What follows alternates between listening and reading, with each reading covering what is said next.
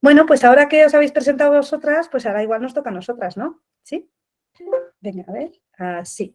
Pues nada, aquí nos tenéis. Aquí estamos Ana y yo con nuestras bicis, ¿eh? Así es como viajamos nosotras cuando vamos en bici. Hasta este momento hemos hecho 4.000 kilómetros en bici, hemos visitado más de 200 iniciativas y hemos hecho 2 rutas, una en 2019 y una en 2021, por diferentes zonas. Todo esto surgió de una manera así como súper casual, la verdad, que era como unas vacaciones, pero todo se fue enredando y cuando la gente se enteró que queríamos hacer las vacaciones en bici, visitando a gente que está en el medio rural produciendo alimentos de manera sostenible o personas que están dinamizando el territorio o personas que están transformando, nos dijeron, ojo, esto es súper interesante, esto lo tenéis que contar. Y gracias a unas amigas que se unieron, pues de lo que iban a ser unas vacaciones se convirtió en un proyecto que nos ha dado un montón de alegrías y que nos ha permitido contactar, conocer, crecer, empoderarnos sobre todo, ¿no? Estar profundamente convencidas de que las alternativas existen, que es posible y que nuestra alimentación es el motor de cambio y que es importante conocer todas esas iniciativas pequeñitas, invisibles, que parece que no existen, pero que están y que van a ser el faro que nos va a guiar a los retos a los que nos enfrentamos. Sí. Y bueno, pues hasta ahora he hecho 2 rutas. Una, todo comenzó en el 2018, como decía Eva al principio, y en el 2019 salimos con nuestras bicis. Con nuestras bicis que recorrimos en esa primera ruta casi 3.000 kilómetros y visitando 160 iniciativas y visibilizando. Y lo contamos todo en nuestra página web www.pieletierra.com. ¿Y cómo lo contamos? Lo contamos a través de cuadernos de campo para quien le guste leer, a través de podcast para quien le guste escuchar y a través de vídeos para quien le guste ver. Después de ese viaje de 3.000 kilómetros en el que salimos desde Aragón, fuimos por Navarra, La Ribera, La Rioja, Burgos, Valencia, León, Asturias, Cantabria, norte de Burgos, bueno, Cantabria sí, norte de Burgos, Vizcaya, Guipúzcoa, entramos en Navarra por el Pirineo otra vez, cruzamos Huesca, Zaragoza y terminamos en Teruel. Después de esa ruta que nos llenó el corazón de esperanza y de ver que otra manera de estar en el mundo y de cultivar esos alimentos que nos nutren es posible, vino la pandemia. Una pandemia que más que nunca nos ha demostrado que un cambio de rumbo no solo es necesario, sino que es urgente. Y ahí decidimos en el 2020 embarcarnos en los relatos de pastoreo.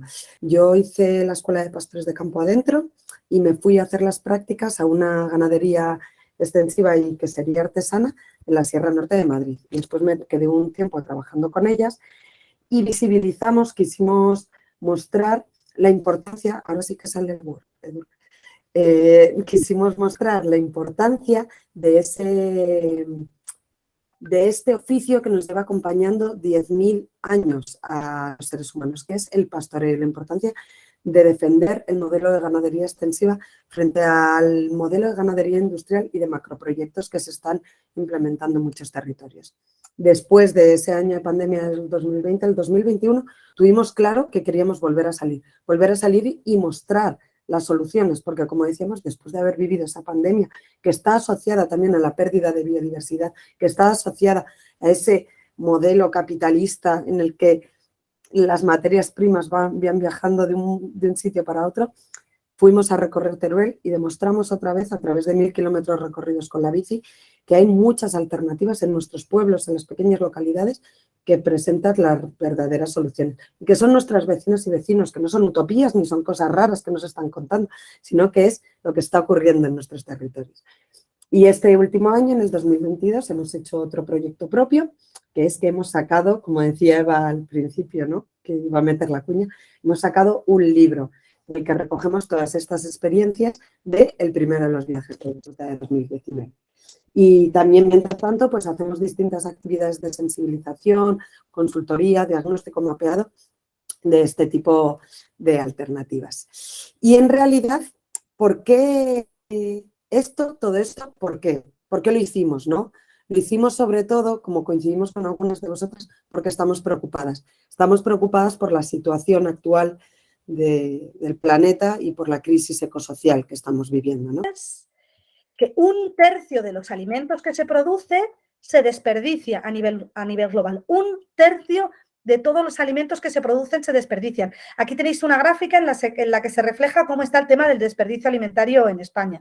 Se habla mucho de cuáles son los niveles de desperdicio, ¿no? Tenemos por un lado, todo aquello que se queda en el campo y que no se recoge, en muchos casos porque no cumple esos criterios establecidos por las grandes empresas de distribución, que son las que lo controlan y, por tanto, esos, como no cumplen esos criterios estéticos, no se cogen. Otra parte es porque a las personas que están produciendo no les vale la pena, no les merece la pena invertir dinero para recogerlo. Se desperdicia un montón en el transporte, se desperdicia después porque pasan las fechas de caducidad y en los hogares también se dice que se desperdicia en torno a un 20%. ¿De acuerdo? Venga, seguimos. Siguiente pregunta. A ver. Tanto la A, la B como la D son correctas. Fijaros que estamos en 828 millones y ha habido un aumento en 2 años de 150. Entre 2021 y 2022 han aumentado 7 millones de personas y en España estamos al 2%. Venga, seguimos. Aquí tenemos, pero es que aparte de las personas que pasan hambre, los datos nos dicen que casi 2.000 millones de personas tienen problemas de salud asociadas al sobrepeso y a la diabetes. Y todo esto asociado a dietas desequilibradas por los cambios de modelo de alimentación y los cambios de dietas en las que cada vez se introducen más alimentos procesados y se reducen los alimentos frescos. Sin duda, vivimos en un mundo de famélicos y de obesos. Eso es la locura, ¿sí? Vivimos en un mundo de famélicos en los que se tira 1/3 de los alimentos que se producen. O sea que está claro que el problema no es un problema de producción, es un problema de distribución. ¿Seguimos? Venga, más preguntitas. ¿Cuántos kilómetros de media viajan los garbanzos hasta llegar a nuestros platos? Efectivamente, 7.500 kilómetros de media recorren. Sí que es cierto que España tradicionalmente ha sido, y porque tiene las condiciones de producir legumbre de mucha calidad, pero con los cambios del modelo de sistema agroalimentario, cuando el alimento se empezó a dejó de ser un bien para alimentar y pasó a ser una simple mercancía con el objetivo de ganar dinero con la producción, la distribución de los alimentos, pues el sentido común desapareció en pos de la eficiencia económica. Pero es que así como recorren 7.500 kilómetros de media los garbanzos, una manzana recorre 2.500 kilómetros. Una locura. Estos datos los sacamos del informe Alimentos Kilométricos, que es un informe de Amigos de la Tierra. Luego, si queréis, os pasamos la presentación con todos los enlaces. Y esto es un tema que es un tema Vox Populi, que lo hablamos todas, se habla, sale en periódicos tan poco sospechosos de ser radicales como La Razón. Y tenemos aquí cómo se habla, como el CO2, el CO2 asociado a los alimentos kilométricos es uno de los mayores problemas. ¿Seguimos? Venga. Y vamos a hablar. ¿Quién alimenta a la mayoría de la población mundial? Es el 70% de la población. De hecho, todo esto surgió por un informe que hicieron la FAO. La FAO hizo un informe hace unos años para ver también cómo estaba el tema, porque lo desconocían y se quedaron realmente sorprendidos, no se lo esperaban y se dieron cuenta que mientras la agroindustria, ¿no?, que nos promete el futuro y el aumento, la erradicación del hambre en el mundo con la producción intensiva, solamente alimenta al 30% de la población y el 70% de la población restante se nutre de esa red de productores campesinos y familiares.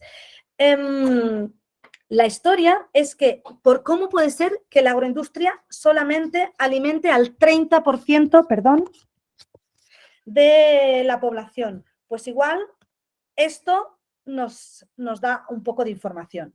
La agroindustria usa el 75% de los recursos, pero solo alimenta al 30% de la población. Una parte importante de la producción asociada a la agroindustria está asociada a la ganadería industrial, a la ganadería intensiva. Esa ganadería intensiva tiene una parte que es la producción de piensos que ocupan muchísimas hectáreas de terreno, que necesitan de muchísima agua y de muchísimos fitosanitarios y fertilizantes para llevarse a cabo.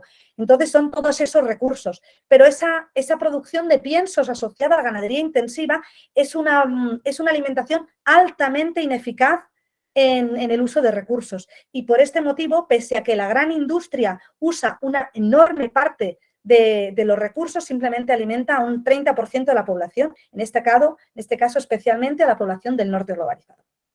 Pues podemos seguir. Venga, un poquito más de información. ¿Sabéis cuántas especies vegetales alimentan actualmente a la mayoría de la población mundial? Es súper peligrosa. Por un lado, porque el organismo, el metabolismo humano, ha evolucionado asociado a una diversidad de alimentos que nos aportan cada uno de ellos distintos oligoelementos y distintos nutrientes que si no son completos no vamos a poder desarrollarnos y crecer y estar saludables. El hecho de reducir la diversidad de nuestra dieta también pone en riesgo nuestra salud. Pero no solamente que pongan en riesgo nuestra salud, sino que también ponemos en riesgo cómo producimos los alimentos. ¿De acuerdo? Otra información es que 5 cereales proporcionan el 60% de la energía alimentaria a la población mundial. Dependemos de 5 cereales, solamente 5. Y ya si nos vamos, vemos que el 75% de la biodiversidad cultivada se ha perdido en el último siglo.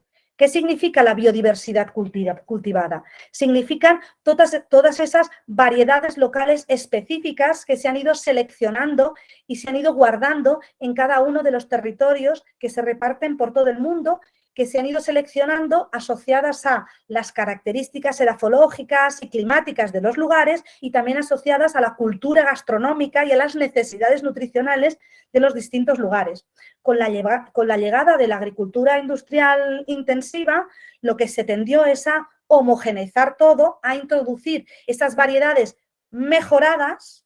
Mejoradas significa que funcionan mejor con el pack de los agrocombustibles, con el pack tecnológico, es decir, con fertilizantes químicos, con agrotóxicos para producir. Eso se vio que en los primeros años las producciones aumentaron mucho, pero está clarísimo que actualmente eso no está funcionando. Ha habido una pérdida de fertilidad del suelo enorme y esas variedades, sin ese pack de fertilizantes químicos y sin los fitosanitarios, los plaguicidas, los insecticidas asociados, no funcionan, no nos van a poder dar de comer. Ahora con la crisis del petróleo y el aumento de los precios de los combustibles fósiles, las personas que están produciendo se encuentran en un momento muy crítico. El otro día participamos en unas jornadas y vinieron unos cuantos productores y nos decían, no sabemos cómo lo vamos a hacer. Eran productores ecológicos, pero a ellas también les afecta. No sabemos cómo lo vamos a hacer porque con la situación que estamos viviendo, los costes de producción han subido un montón y los alimentos también van a tener que subir de precio. Y no sabemos, por un lado, si nuestra clientela lo va a aceptar y si las condiciones económicas de las personas van a poder soportarlo. Eso por un lado. Y por otro lado, ¿qué significa que perdamos esa biodiversidad cultivada, esa diversidad asociada a los alimentos que cultivamos, a las plantas que cultivamos o a las razas de ganadería doméstica? Significa que esa diversidad entraña en su interior diversidad genética que permite adaptarse a situaciones climáticas cambiantes, que justo es lo que nos ocurre actualmente. Si tenemos una gran diversidad, tenemos un gran banco de genes, seguro que dentro de ese banco de genes hay alguno que ofrece características que permite a esas plantas o esos animales adaptarse a esas nuevas condiciones. La propuesta de la agroindustria, de la agricultura intensiva, de la agricultura industrial, es la homogeneización, esas variedades híbridas, homogéneas, iguales y esas razas todas iguales. Eso es un riesgo enorme. Y eso ya lo sabemos que es así, porque estas situaciones se han dado a lo largo de la historia. Me imagino que lo habréis oído alguna vez. A final del siglo XIX, en Inglaterra, hubo una hambruna enorme. En Inglaterra, que es un lugar que las condiciones climáticas dificultan bastante el hecho de producir frutas y verduras, con la llegada de la patata de América vieron la luz. ¿no? Dijeron, Dios mío, este alimento que es muy energético, lleno de almidón, y empezaron a plantar patatas, un montón de patatas. Pero así como en América había una enorme diversidad de patatas, a Inglaterra llegó una sola variedad de patata. Llegó esa variedad de patata que se extendió por toda la isla. Toda la isla cultivaban la misma variedad de patata. Llegó un momento en el que vino una plaga, afectó a esa variedad de patata, no existía diversidad genética en esa variedad, no pudo afrontar ese ataque y murieron todas las plantas de patatas de la isla, con lo que la isla, la Inglaterra, se sumió en una hambruna muy profunda. Gracias a que esa diversidad dentro de las variedades de patatas se había mantenido en América, pudieron coger patatas de América, traerlas y ver cuáles funcionaban. Esto es un ejemplo que ya pasó en el siglo XIX, que igual se nos olvida un poco, pero que eso es algo que puede ocurrir actualmente. Y bueno, aquí vemos un poquito, ¿no?, lo que es cómo se ha ido reduciendo. Venga, seguimos un poco con este panorama tan fantástico del sistema agroalimentario industrial global. Te pregunta, ¿cuántas empresas pensáis que controlan más de la mitad del de agroquímicos? Empresas controlan el 50% del mercado mundial de semillas y el 61% del mercado de agrotóxicos, que es una pasada.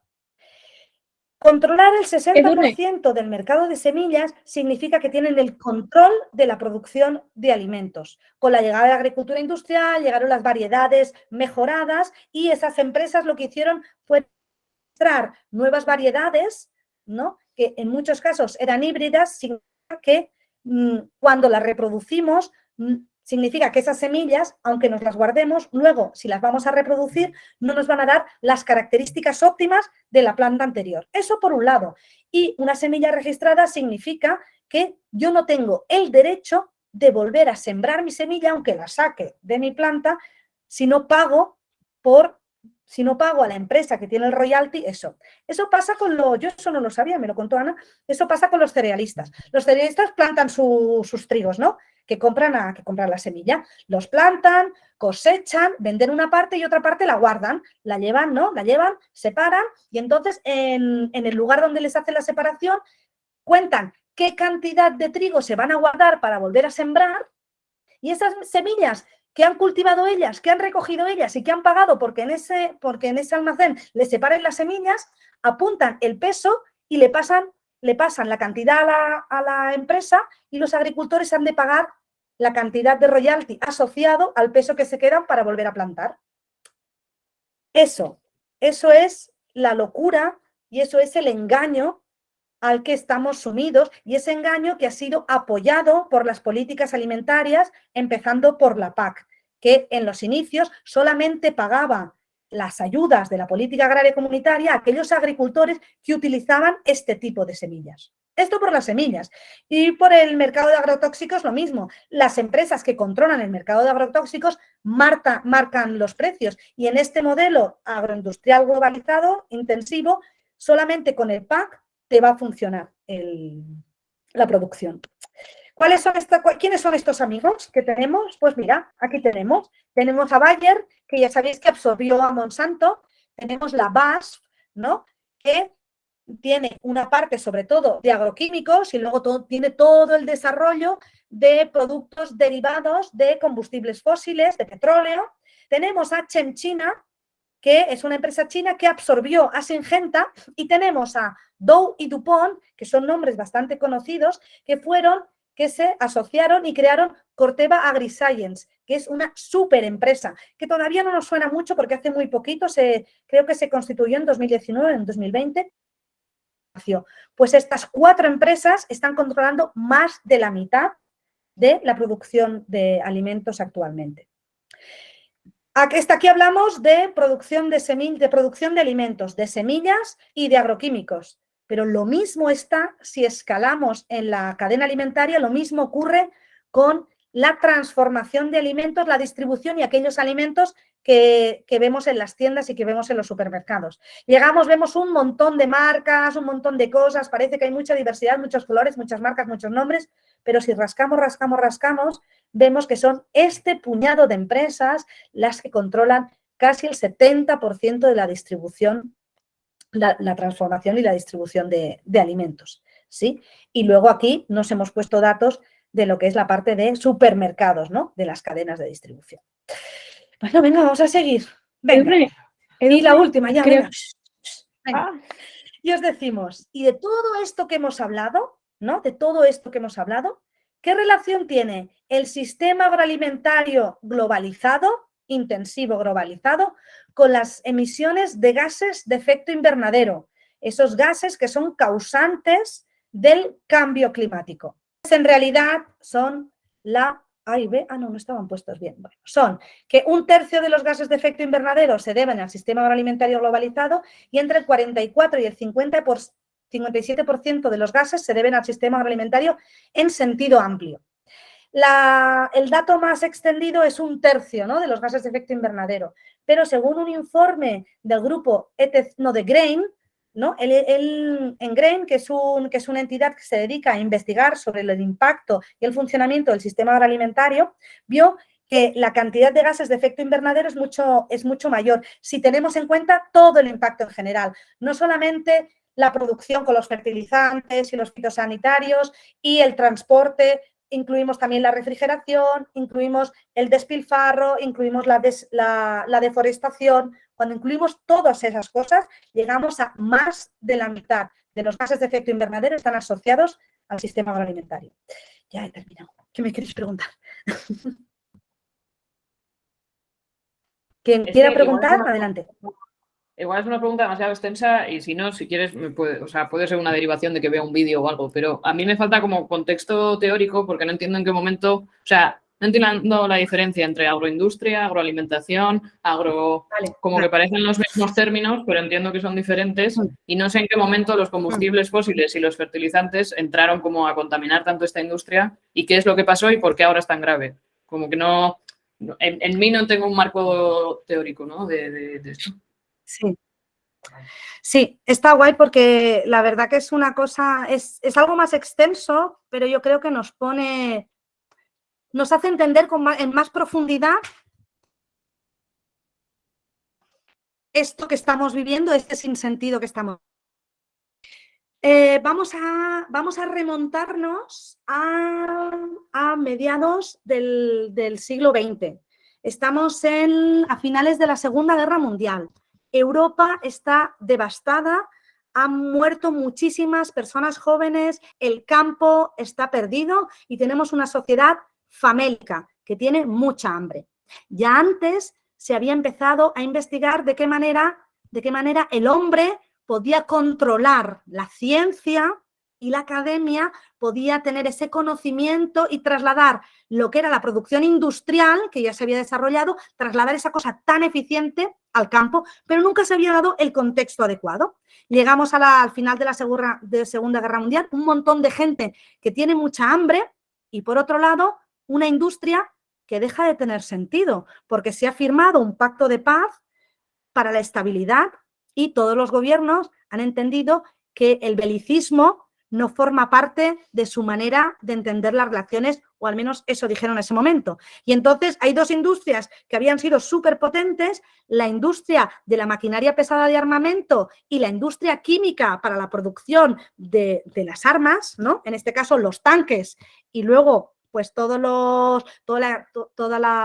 armamento químico, que dejaban de tener sentido. Tenemos dos industrias que dejan de tener sentido, tenemos un campo devastado, tenemos mucha gente que tiene hambre. ¿Cómo solucionamos eso? Pues vamos a darle una vuelta. Vamos a dejar de un lado todo el saber campesino, esa manera como tradicionalmente, esas pequeñas parcelas como tradicionalmente se habían producido esos alimentos. Nos falta mano de obra para trabajar. Vamos a sustituir esa mano de obra por unos grandes tractores, que si nos fijamos se parecen a los tanques. Y en lugar de observar la naturaleza y aprender de ella, vamos a tecnificar y vamos a utilizar todo ese conocimiento químico para atacar la naturaleza y para controlar, para que todo lo tengamos controlado. Así que se pasó de un sistema productivo campesino, familiar, diversificado, a pequeña escala y local, a un sistema tecnificado, controlado por las grandes empresas que necesitaba de grandes extensiones y uso de maquinaria, y necesitaba una simplificación, porque sin esa simplificación toda esa técnica y esa metodología no tenían sentido. Eso fue el principio. Y luego, otra cosa que se añadió, aquí estamos al final de la Segunda Guerra Mundial. Se puso en marcha el Plan Marshall, los americanos pusieron un pastizal encima de la mesa para apoyar la recuperación de esas empresas europeas. También le fue muy bien a Estados Unidos porque el gran capital americano recibió un apoyo importante de las arcas públicas para la recuperación, y se empezó a recuperar la población y la gente empezó a dejar de tener hambre. Cuando se fue recuperando todo eso, la industrialización volvió a tener fuerza, y en este caso las ciudades necesitaban mano de obra barata, y por tanto esa mano de obra barata, ¿de dónde salía? Pues salía del campo. Si ya no necesitamos a gente en el campo porque tenemos los tractores y porque tenemos toda esa nueva agricultura que con la técnica y la tecnología va a poder producir muchísimos alimentos, pues esa gente que se vaya a las ciudades, y en las ciudades está el progreso, en las ciudades está el futuro. Ese fue el inicio de un cambio de visión de agricultura. La agricultura tradicional, que es una agricultura a favor de la naturaleza, que trabaja con la naturaleza y en la que la sostenibilidad y la resiliencia era básica, porque las generaciones habían aprendido con su experiencia que dependen plenamente de los recursos, porque son ecodependientes, lo tenían clarísimo. Pues pasaron de este modelo a un modelo de producción de alimentos, de agricultura y ganadería intensiva, industrial, y a mí me gusta decir de lucha, porque entienden que la naturaleza no es nuestra aliada, sino la naturaleza es aquello que debemos ordenar, que debemos organizar y que debemos controlar. Estos fueron los inicios. El capital de producción de alimentos se fue desviando a las grandes a las empresas, que cada vez tuvieron más fuerza, y el capitalismo fue impregnando cada uno de los lugares y cada uno de los poros del sistema de producción de alimentos. Esa manera de entrar el capitalismo en la producción de alimentos hizo que los alimentos dejaran de ser bienes de primera necesidad básico con los que no se especulaba, a ser bienes que forman parte del mercado y del capital. Y por tanto, producir alimentos, tener un campo para producir alimentos, no significa producir alimentos para que la gente coma, sino yo produzco alimentos para ganar dinero, porque ese el objetivo de las empresas es ganar dinero. Ahí empezó la rueda, y esa rueda luego no ha parado, como el capitalismo no ha parado, como el enfoque neoliberal no ha parado. Y ese enfoque ha ido creciendo, y ha ido creciendo con la mejora de las comunicaciones, con la eficiencia en la producción. En lugar de que en cada lugar se produzcan todas las cosas que necesitan, vamos a especializar las diferentes regiones en aquellos cultivos que les van mejor. ¿Qué les va mejor para ganar dinero? No les va mejor para que la gente pueda comer de todo, les va mejor para ganar dinero. Y así se fueron especializando. Lo primero que se hizo fue separar la agricultura de la ganadería. Hay lugares en los que se crían animales y hay lugares en los que se producen alimentos. Hay un pequeño problema, que es que los animales en muchos casos comen esos alimentos que se producen, en este caso los piensos, pero están separados. Pero tenemos que trasladar todos esos alimentos de un lado a otro. Y ahí empezó. Luego, ya lo sabéis, ¿no? Se ha ido apoyando desde las administraciones públicas, con dinero público, se ha ido apoyando la industria de la exportación, ¿no? Exportar era ganar, exportar era ser exitoso, porque, ¿no? A lo que debías tender era eso. Y ese fue el inicio, y cada vez se ha hecho más grande y más grande y más grande y más sin sentido. Y asociado a todo esto y lo que hablábamos, ¿no? De cómo se cogió la población de las zonas rurales y se la trasladó como mano de obra a las zonas urbanas, todo esto, todo ese mecanismo de trasladar a la población, que sobre todo se dio en España, en otros lugares del planeta y en Europa también, pero en España muchísimo, no se respetó en absoluto la red de producción, las redes campesinas en absoluto. Eso fue asociado a denostar los saberes tradicionales y los saberes campesinos. El que se quedaba en el pueblo era el tonto, las cosas no se hacen así, el progreso son otras cosas, el progreso son los tractores, el progreso son los fertilizantes químicos, el proceso y todo eso está... Todo eso es a lo que nos ha llevado. Cuando hablamos de qué vinculación tienen los combustibles fósiles, el gasoil, con el petróleo, con la producción de alimentos, los fertilizantes químicos, los fertilizantes de síntesis químicos están producidos gracias, por un lado, a la energía que provee el petróleo y en muchos casos al mismo petróleo, lo mismo que una parte importante de los fitosanitarios que utilizamos. Ay, igual me gustaría compartiros una imagen, es que, bueno, igual la busco luego si hacemos descanso, o la busco, ¿de acuerdo? Y os la comparto, ¿de acuerdo? Que es una gráfica que a mí me volvió loca cuando la vi, porque habla de cuál es el impacto de la agricultura a nivel planetario. A ver, que lo voy a encontrar. ¿Puedes explicar, Ana, lo de mientras yo busco eso o no? No. Vale. Hicieron un estudio sobre los límites biofísicos del planeta. ¿Vale? A ver, es que quiero buscar. Sí, vale, lo va a buscar Ana y así. Vale. De los límites biofísicos, está en el del Salvador Allende.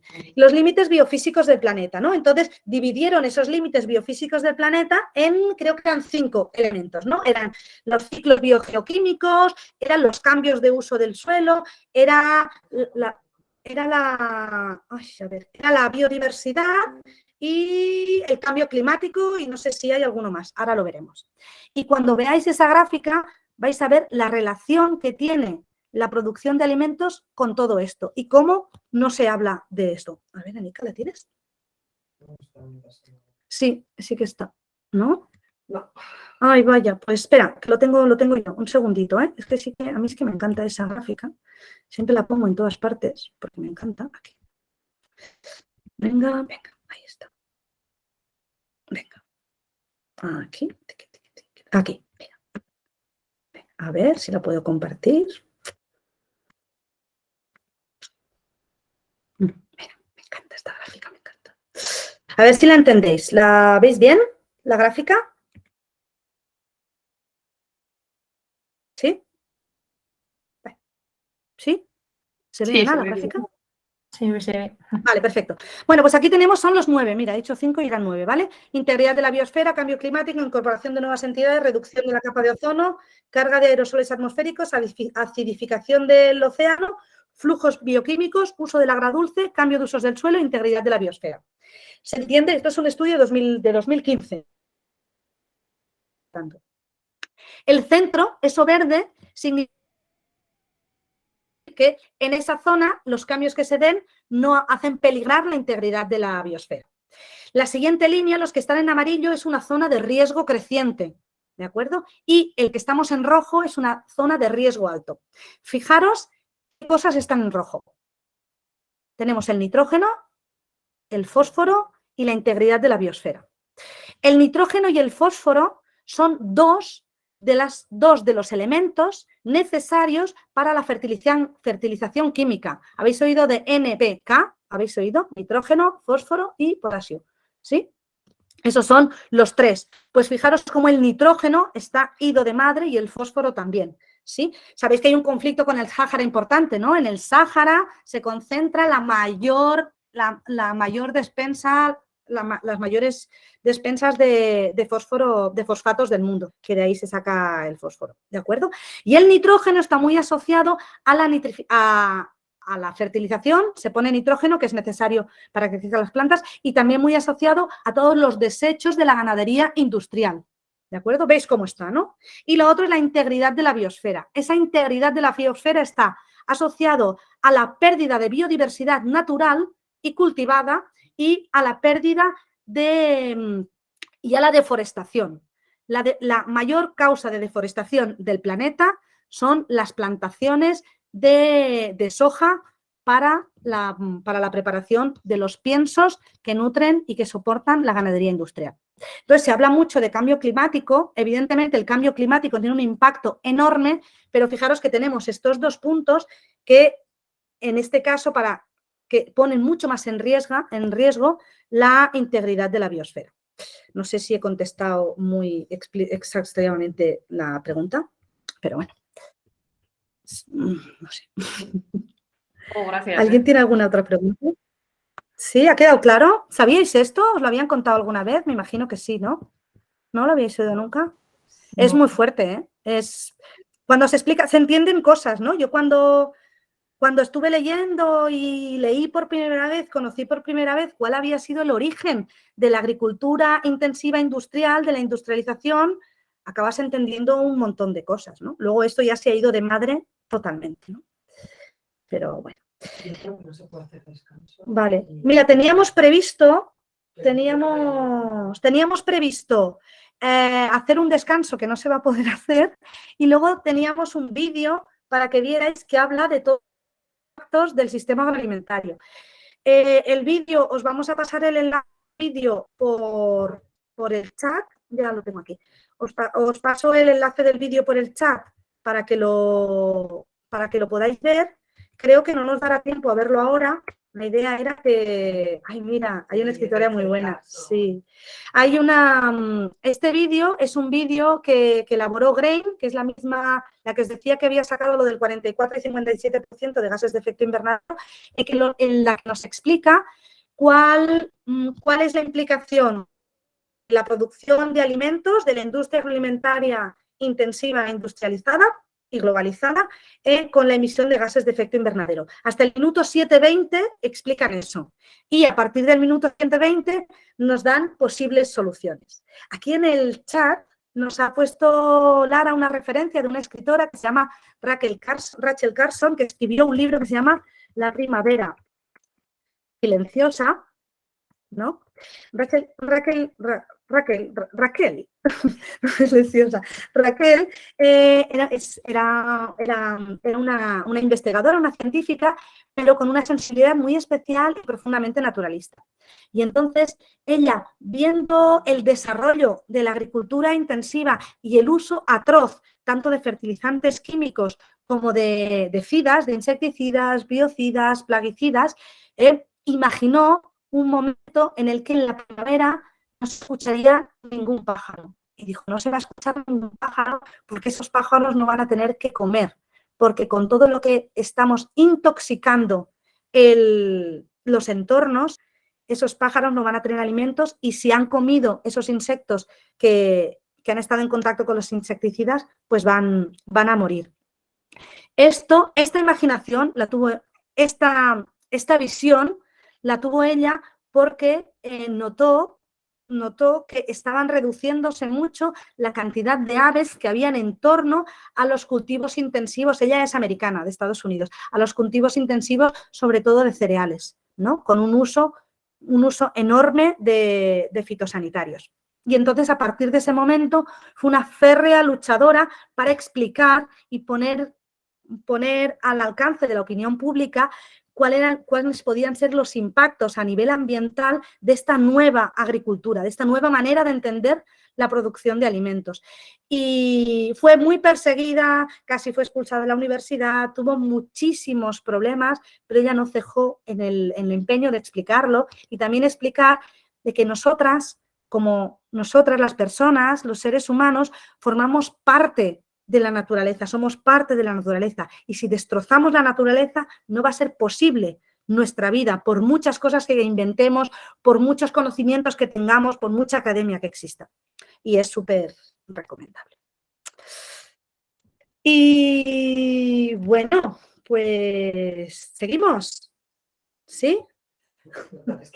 ¿Qué tal estáis? Perdón, mira, descanso. ¿Qué tal estáis? ¿Alguien quiere decir algo? ¿No? Bueno, sigo hablando. No me dejéis hablar mucho, que no me callo. Venga, vale. Pero la cuestión es, ¿se puede hacer de otra forma? ¿Se puede hacer de otra forma? Ay, no lo estáis viendo, perdón. Ay, qué horror. ¿Se puede hacer de otra forma? Pues yo os digo que evidentemente se puede hacer de otra forma. Se puede hacer de otra forma, primero, porque siempre tradicionalmente se ha hecho de otra forma. Estamos hablando de una manera de producir alimentos que no tiene ni 100 años de vida, es que no es nada. Y eso en la historia de la humanidad es nada. Así que evidentemente que se puede hacer de otra forma. Y no solamente se puede hacer de otra forma, sino que hay un montón de gente que lo están haciendo de otra forma. Y entonces esas otras formas os vamos a dar 3 nociones así como súper rápido, tan rápido como sea posible para mí. Explicároslo y después os pondréis a trabajar vosotras, ¿de acuerdo? Venga. Primero, agroecología. Una de las claves para hacer las cosas de otra manera es la agroecología. ¿La agroecología qué es? Pues la agroecología es la unión de agricultura y ecología. ¿De dónde surgió la? Pues el movimiento agroecológico surgió frente a una agricultura de guerra, frente a una agricultura industrializada, homogeneizante y devastadora de recursos. Vamos a intentar producir alimentos de otra manera. Vamos a producir alimentos observando la naturaleza, aprendiendo de la naturaleza, ¿sí? Y vamos a ver cuáles han sido esos saberes de los campesinos, esos saberes que generaciones tras generaciones se han ido incorporando, y vamos a aprender de ellos y vamos a poner al mismo nivel los conocimientos tradicionales y vamos a poner al mismo nivel que los conocimientos académicos y científicos, porque son conocimientos que vienen de la experiencia y que nos pueden aportar y que nos aportan muchísimo las dos cosas. La agroecología no habla de volver atrás como era hace 200 años o 300 años. La agroecología habla de hacer un manejo que sea ajustado, que sea sostenible, que sea racional, ¿vale? Y otra cosa de las que habla la agroecología es que es importante la sostenibilidad de los recursos naturales, es importante la resiliencia, crear agroecosistemas que puedan adaptarse a las condiciones cambiantes. Entonces, la agroecología lo que propone es integrar los saberes tradicionales, los conocimientos técnicos modernos, la sustentabilidad ecológica del agroecosistema y la igualdad social. Porque la agroecología habla que tiene 4 patas y esas 4 patas son esenciales.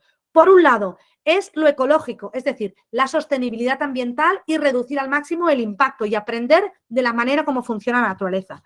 Por otro lado, una pata económica. Las personas que están produciendo esos alimentos tienen que percibir unos ingresos que les permitan vivir de una manera digna. Si quienes están produciendo nuestros alimentos no viven de manera digna, no tiene ningún sentido que hablemos de todas estas cosas. Por otro lado, tiene la pata sociocultural, que lo que hace es poner la fuerza en la importancia de recuperar esos saberes tradicionales, recuperar esas variedades locales adaptadas a la realidad de cada uno de los territorios y esas razas que nos aportan aquello que necesitamos en cada uno de los lugares y que está adaptado a la gastronomía y a la cultura. Se habla de alimentos culturalmente adaptados. Y una cuarta pata que no podemos olvidar es la pata política, la estructuración de los sistemas alimentarios teniendo en cuenta todas estas cosas. La agroecología habla de todo esto. La agroecología no habla solo de producir alimentos libres de tóxicos. La agroecología habla de producir alimentos sanos, justos y sostenibles. Otra cosa que hablabais, he oído hablar un montón de soberanía alimentaria, pero es un término un poco extraño. ¿Cómo es todo esto? Pues la soberanía alimentaria se entiende como el derecho de los pueblos, de las personas, de los países a definir qué comen, cómo lo producen y distribuyen, ¿no? Esa manera, la soberanía alimentaria habla de que los pueblos deben tener derecho a decidir sobre sus políticas alimentarias y que los países deben ser los soberanos para decidir sus políticas alimentarias por encima de las grandes empresas, porque actualmente, como hemos visto, si la industria agroalimentaria está controlada por 4 empresas que controlan las semillas y los agroquímicos, pues podemos imaginarnos dónde está el poder de los pueblos y el poder de los países. La soberanía alimentaria habla que nuestro alimento debe garantizar una alimentación de calidad, el respeto a las culturas y un respeto a los recursos y los espacios naturales. Y, sin duda, la agroecología y la soberanía alimentaria son las vías para erradicar el hambre y la malnutrición y garantizar la seguridad alimentaria duradera. Y esto no lo dicen 4 hippies, esto no lo dice gente la agroecología es una disciplina científica que surge de la Universidad de Berkeley, en California, y la agroecología ha sido definida por la FAO, la Oficina de la Alimentación de Naciones Unidas, como la única alternativa para poder alimentar a la población mundial. O sea que ahí estamos, ¿no? Entonces, ¿cómo lo entendemos? Pues debemos entender que el agroecosistema forma parte de la comunidad y es una pata importante de la sociedad. Y así es como hemos de trabajar y así es como hemos de entender el sistema de producción de alimentos. Y una tercera pata que para nosotros es imprescindible serían los ecofeminismos. Así como la agroecología es la agricultura más la ecología, en este caso los ecofeminismos lo que hacen es unir esa visión de la ecología que se aleja de una visión antropocéntrica, una visión centrada en el hombre, del entendimiento del entorno. El feminismo lo que hace es alejarse de esa visión de la sociedad centrada en el patriarcado. Pues vamos a dotar de feminismo a la ecología y vamos a dotar de ecología, de sensibilidad ambiental al feminismo, sin olvidarnos que somos seres ecodependientes, que dependemos de la naturaleza y de los recursos, sin ninguna duda, y que somos interdependientes, que dependemos las unas de las otras y por eso siempre hemos vivido en comunidad. Y es evidente porque cuando los niños nacen, si no tienen quien los aguante, los niños hasta bastante mayores no van a poder sobrevivir y lo mismo pasa con las personas mayores. Así que debemos construir, avanzar y educar poniendo siempre la vida en el centro. Pensamos que estas tres patas son esenciales para transformar esa locura de la que hemos estado hablando al principio. Claro, y decimos, sí, bla, bla, bla, bla, bla, bla, bla, bla, bla, muchas cosas, pero esto, ¿cómo lo concretamos, no? Este follonazo, ¿cómo lo concretamos? Pues os vamos a proponer hacer 5 grupos y en estos 5 grupos cada uno de los grupos va a hablar de un paso para enfriar el planeta y alimentar a su gente. El paso 1, espérate, que es el de cuidar el suelo, ¿no? Entonces, habla, pues, eso, un poco lo que ya se ha comentado, ¿no? Que la maquinaria, pues, ha provocado que el suelo se destruya mucho y que eso lleve a una pérdida de la tierra importante, además de que bueno, que también como que habla también de la agricultura regenerativa y habla también de la importancia de la tierra a la hora de captar, a la hora de tener también CO2 y que eso también ayudaría para el cambio climático y de la importancia de la convivencia de los animales en el mismo lugar, en el mismo terreno en el que se cultivan los alimentos y se cuida la tierra para su regeneración, para la regeneración del suelo. María, si quieres añadir algo.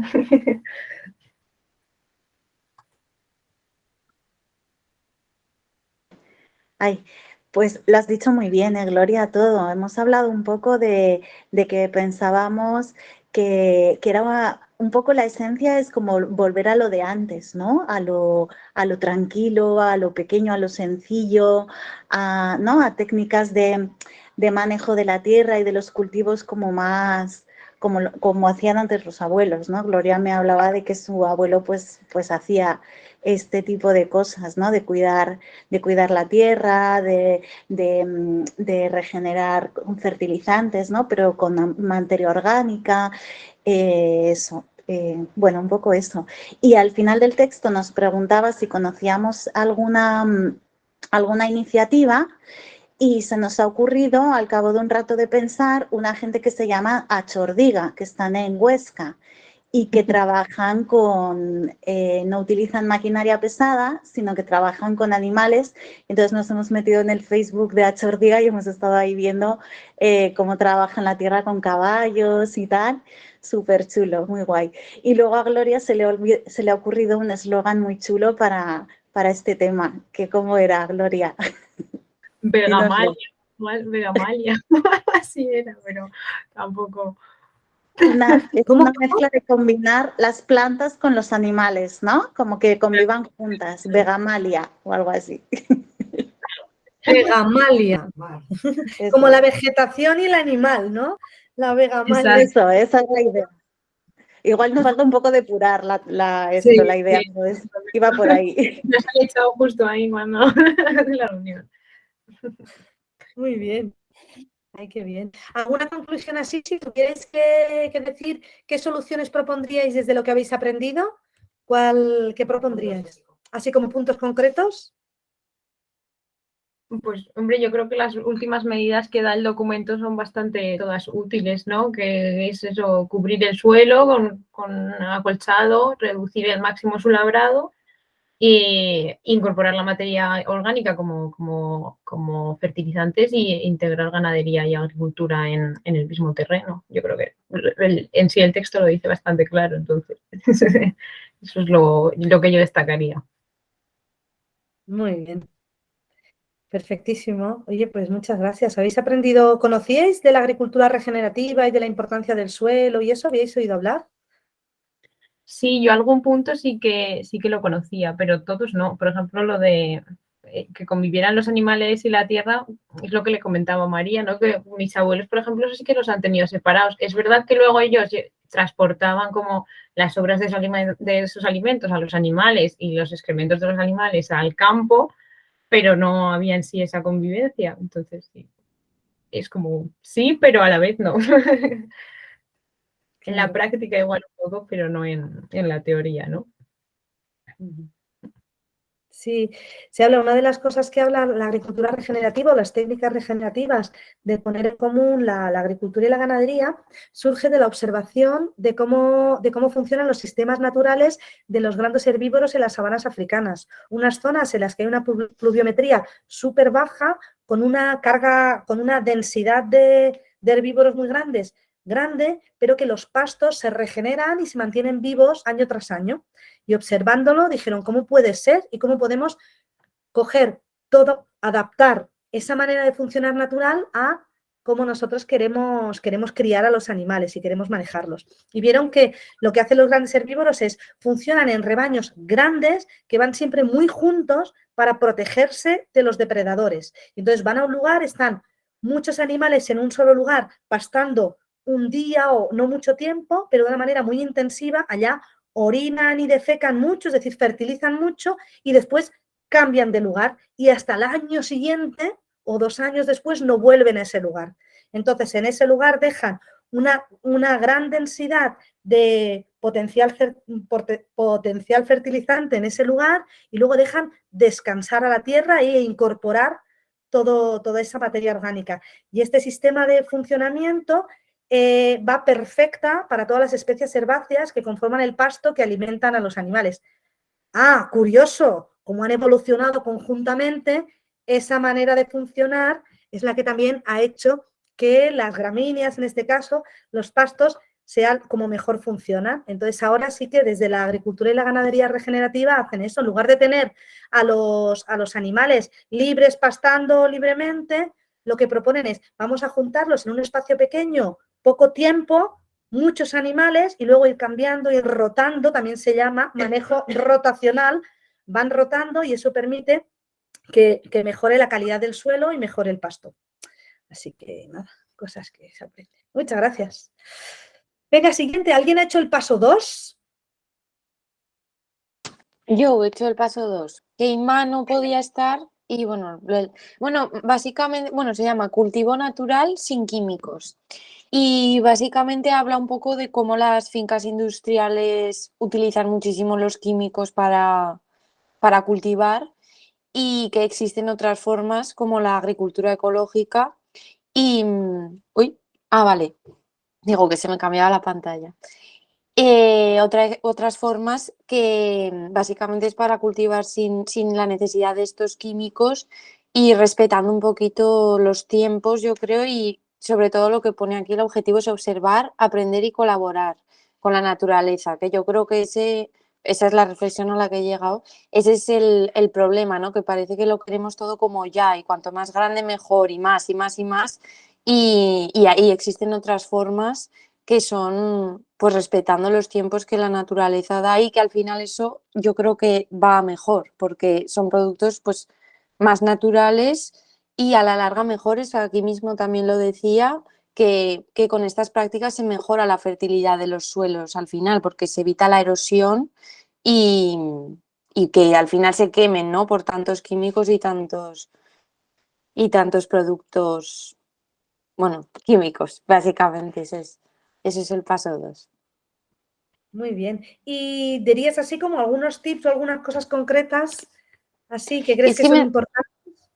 me he dado cuenta justo cuando lo has dicho que arriba estaba el enlace del vídeo y no lo he mirado, solo he visto el texto y tips, lo que dice aquí, ¿no? La idea es no luchar ni competir con la naturaleza, simplemente pues aprender de ella, que también creo que está muy relacionado con lo que han dicho las compis del paso 1, que es volver un poquito, yo creo, como a lo de antes, ¿no? Saber cuándo se tienen que hacer las cosas, porque simplemente pues, o sea, el campo te lo dice, lo que funciona, lo que no funciona y en qué momento o estación del año, por ejemplo, como dato, puede funcionar. Qué bien. Oye, Isabel, muchísimas gracias. Y el Gracias. paso 4, ¿alguien ha hecho el paso, el paso 3, perdón? ¿Algún grupo ha hecho el paso 3? Hay un Sí. grupo que no se ha hecho, ¿sí? Venga. Nosotras hemos hecho. Voy a compartir Ah, qué la guay. pantalla. Sí, sí, perfecto. Claro. Voy a intentarlo, no lo sé. Sí, sí. Compartir. A ver.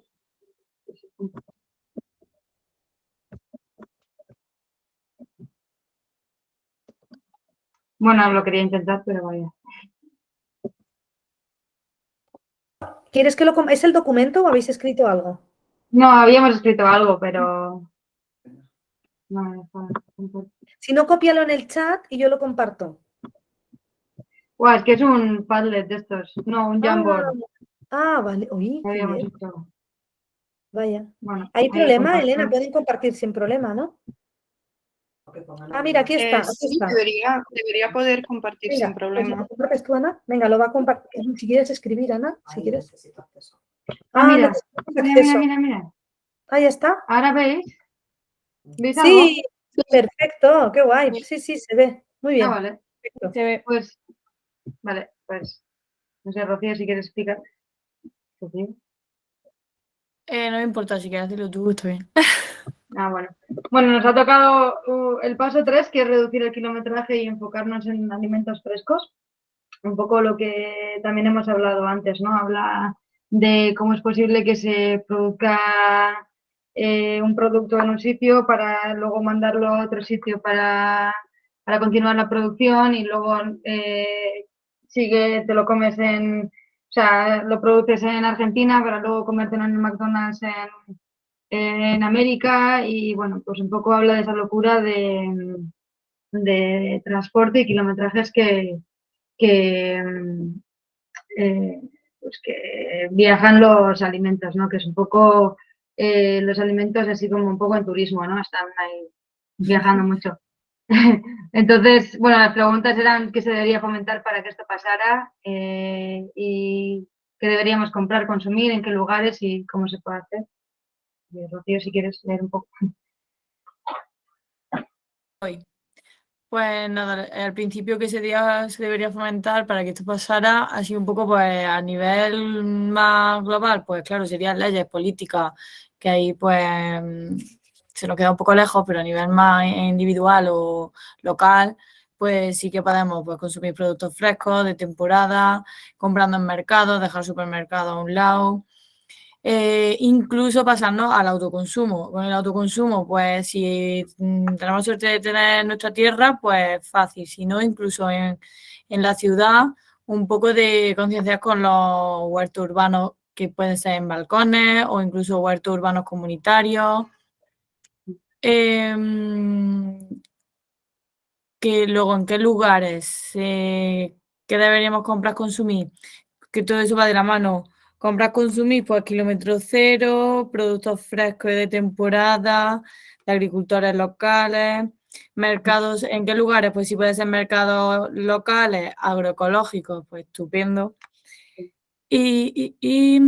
Luego también pertenecer a cooperativas, ¿no? Y consumir de ellas, claro. O Pues al final, por ejemplo, en la cooperativa de Ainsa, donde nosotros vivimos, hacen como un drive, entonces cada una como que hace su pedido y ese pedido, bueno, se juntan varios pedidos a la vez para hacer un único pedido, yo qué sé, pues a huertos ecológicos del sur de la península, ¿no? Entonces, en un único viaje se alimentan varias casas, ¿no? Varias familias. Entonces, un poco de hacer pedidos más comunitarios en vez de tan individualistas, ¿no? Como es ir al supermercado y comprar yo para mí sin pensar todos esos viajes que han hecho para mí.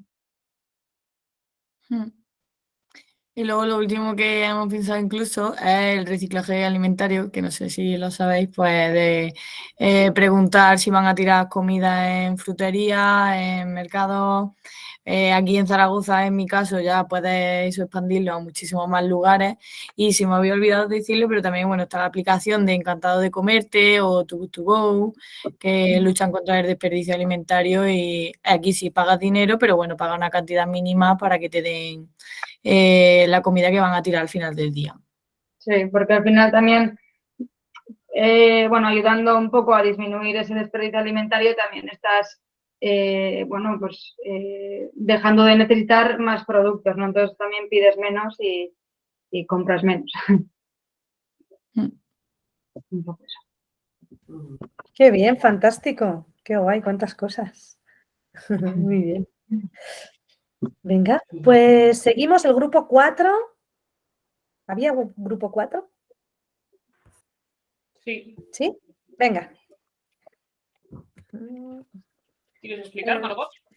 Sí. ¿Empiezas y sigo con la propuesta o Vale. no quieres?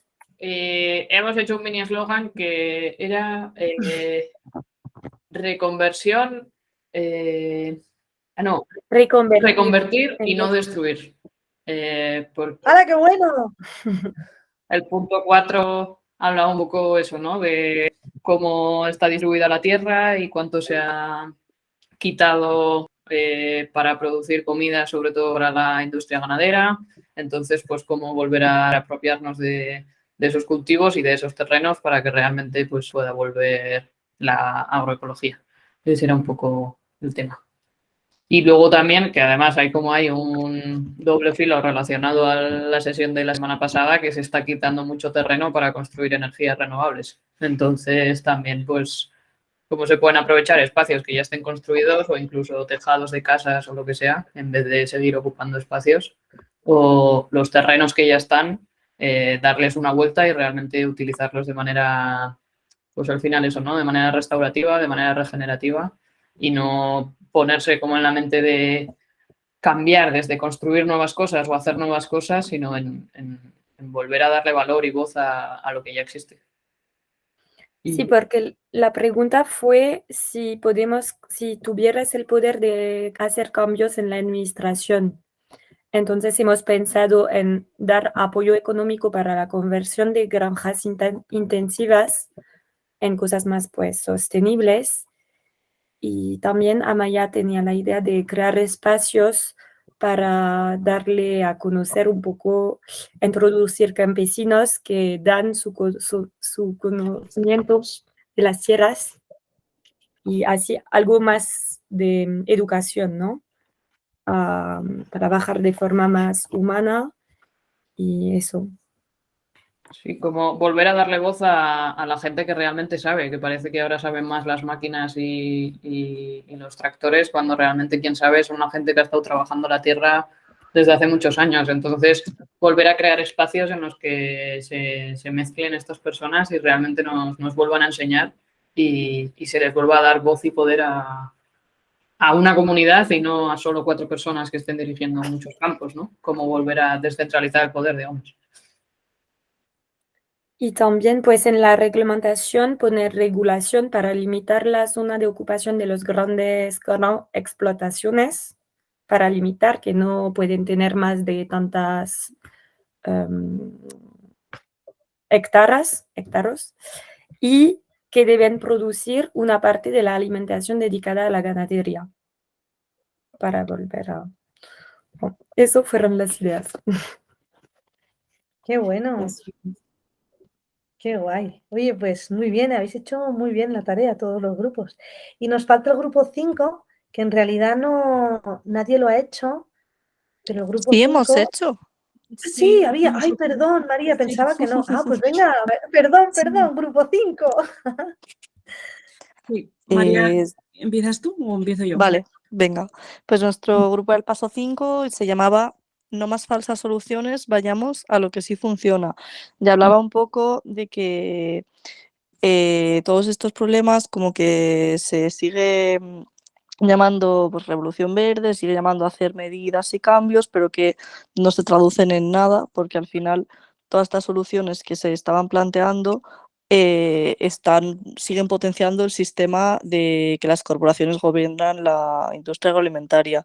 Y proponía más hacia el final que tiene que cambiar el enfoque de las soluciones a una solución que sea que cambie las corporaciones a sistemas alimentarios locales en manos de comunidades campesinas.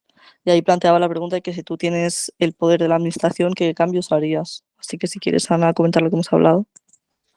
Sí, nosotras un poco, creo que siguiendo un poco la línea de los anteriores grupos, para responder a esta pregunta nos hemos centrado como en dos, o sea, hemos puesto como 2 puntos, que el primero es fomentar la producción a pequeña escala en ámbitos locales,